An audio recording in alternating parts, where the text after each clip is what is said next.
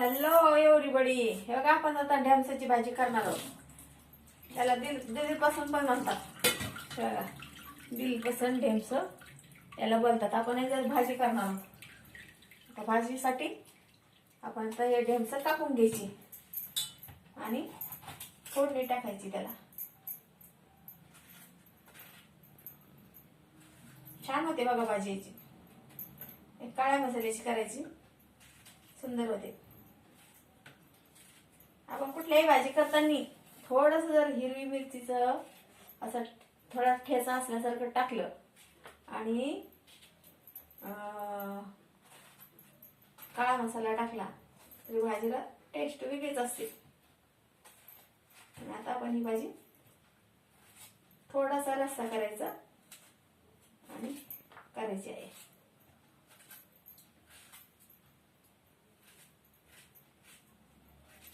काही काही भाज्यांना आवडदोबड वाटलेलं असलं तरी भाज्या छान होतात.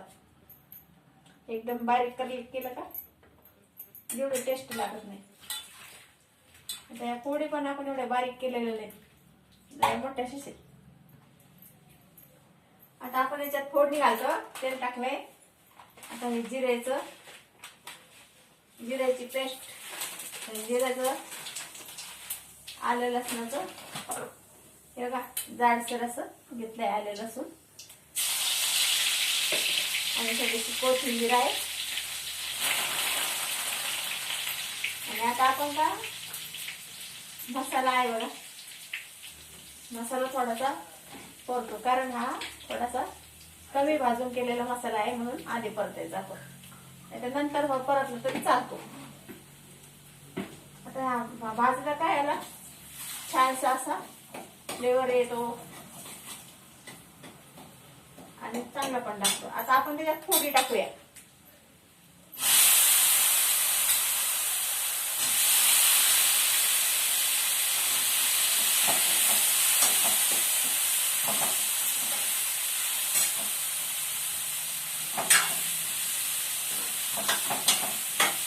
असं परतून घ्यायचा. नंतर मग त्याच्यात आपण शेंगदाण्याचा कूट घालायचा.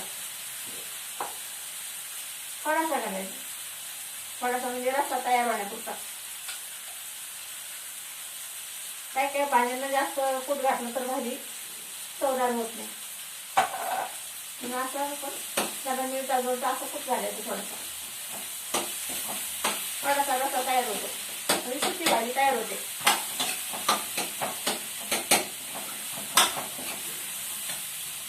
आणि आता हळद टाकूया.